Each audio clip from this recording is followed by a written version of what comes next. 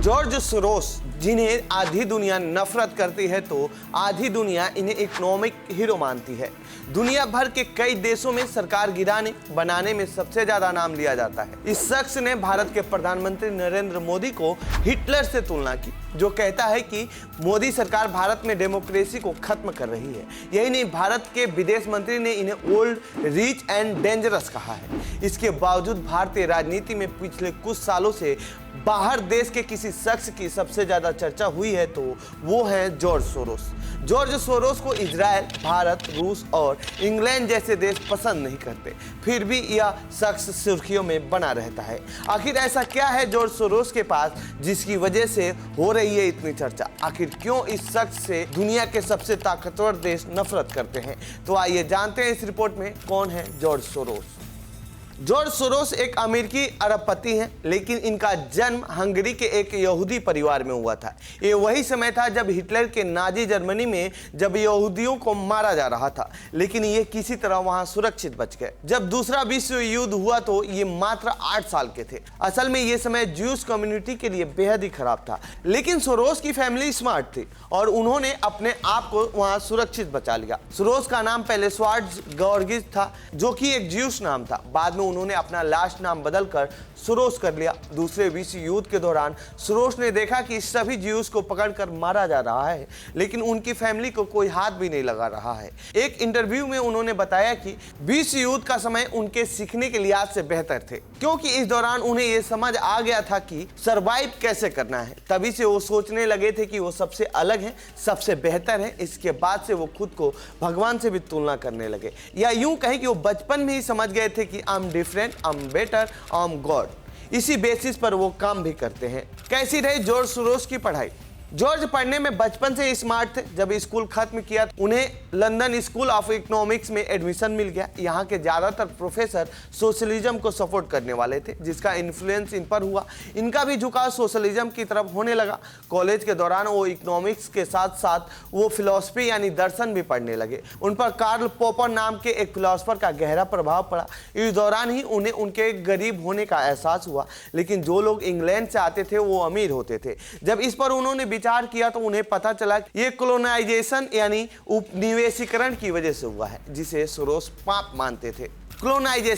Colonisation का मतलब है कि किसी विदेशी क्षेत्र या लोगों पर कब्जा या नियंत्रण स्थापित करना। यह खेती, व्यापार, शोषण के उद्देश्य से किया जाता है, लेकिन इंग्लैंड को इसका दुष्परिणाम कभी भुगतना नहीं पड़ा। ऐसे में सोरोस को यह समझ आ गया कि इकोनॉमिक दुनिया का सबसे बड़ा हथियार है। आपके पास पैसे हैं तो आपको कुछ नहीं होगा और कोई भी नहीं पूछेगा कि आपने ये पैसे कैसे बनाए हैं। सोरोस ने कॉलेज खत्म करने के बाद इस पर ही काम करना शुरू किया। आज के समय में सोरोस के पास करीब $8 बिलियन से ज्यादा की संपत्ति है।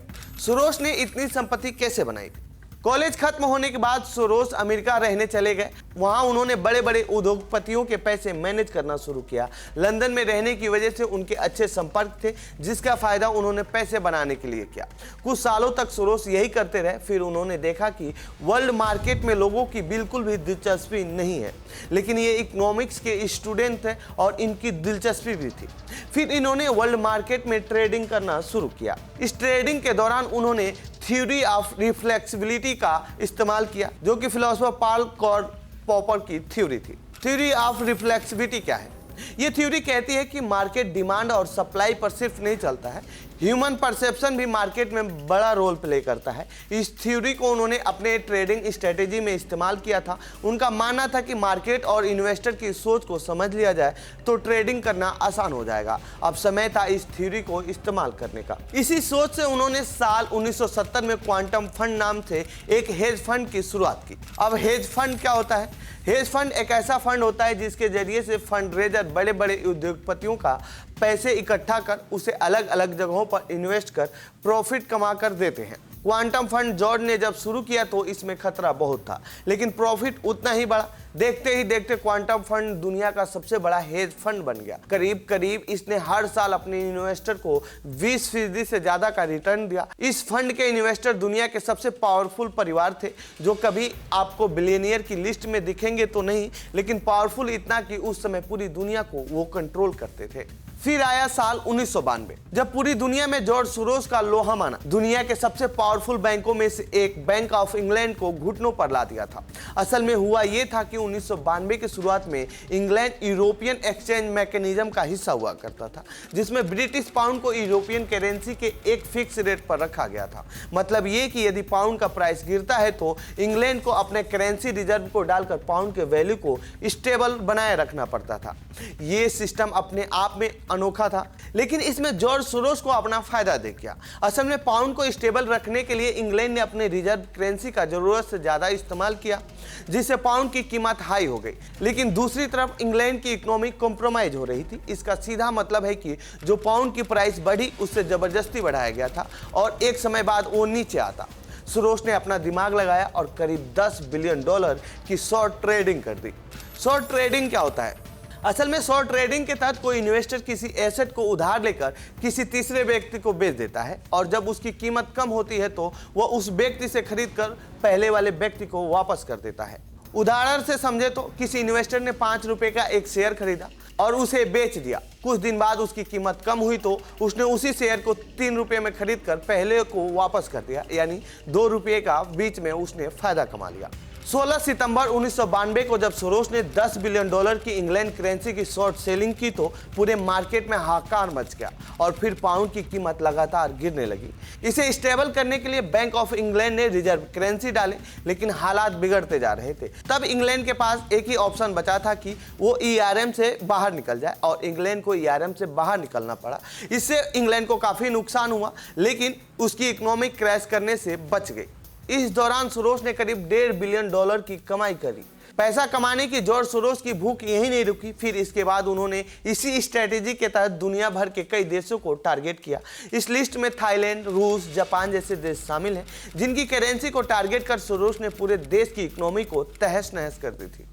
सोरोस इन पैसों का करते क्या हैं?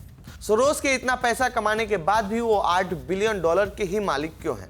ऐसा सवाल इसलिए क्योंकि जितना पैसा उन्होंने बनाया है इसके सामने ये रकम बहुत कम है। असल में सोरोस ने साल 1993 में ओपन सोसाइटी नाम की एक फाउंडेशन इस्टेब्लिश की जो पूरी दुनिया में सोशल से जुड़े काम करती है, प्रो डेमोक्रेसी एक्टिविटी को समर्थन करती है, ह्यूमन राइट्स पर काम करती है। धीरे धीरे सोरोस ने पूरी तरह इस पर ही फोकस कर दिया और करीब इस फाउंडेशन को उन्होंने $32 बिलियन डोनेट किए। फिलहाल जो उनकी नेटवर्थ है उससे करीब ये 4 गुना रकम है। कुछ देशों ने इस फाउंडेशन को बैन भी कर रखा है, जैसे कि हंगरी और रूस, क्योंकि उनका मानना है कि वो उनके देश के कुछ कानूनों को तोड़ता है।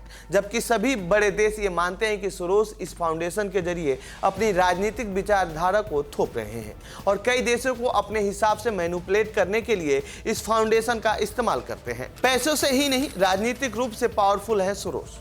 सोरोस ने पैसे कमाने के बाद सिर्फ ट्रेडिंग पर ही फोकस नहीं रखा, उनका इंटरेस्ट दुनिया भर की राजनीतिक गतिविधियों में भी रहती है। उन्होंने अमेरिकी राष्ट्रपति चुनाव के दौरान हिलरी क्लिंटन, बराक ओबामा के चुनाव में भी फंड किए थे। ऐसा वो कई देश की राजनीतिक पार्टियों के लिए करते आए हैं। कुछ दिनों पहले भारतीय उद्योगपति अडानी के खिलाफ अमेरिका ने एक वारंट जारी किया था और आपको पता है कि अडानी मोदी सरकार के करीबी उद्योगपति बताए जाते हैं, जबकि पहले ही सोरोस पीएम मोदी को डेमोक्रेसी का विरोधी बता चुके। यही नहीं, जब अडानी का मुद्दा उठा तो मोदी की पार्टी के सांसदों ने सोरोस फाउंडेशन द्वारा कांग्रेस को फंड देने के आरोप लगाए थे। इस दौरान संसद में जमकर हंगामा हुआ था। पिछले दिनों ही अमेरिकी राष्ट्रपति जो बाइडेन ने सोरोस को अमेरिका का सर्वोच्च नागरिक अवार्ड भी दिया है। तो ये थी जॉर्ज सोरोस से जुड़ी हमारी रिपोर्ट। आपको कैसी लगी ये रिपोर्ट कमेंट बॉक्स में बताएं। साथ ही सोरोस के बारे में आप क्या सोचते हैं कमेंट बॉक्स में लिखें। बाकी देश दुनिया की खबरों के लिए बने रहिए जनसत्ता के साथ। धन्यवाद।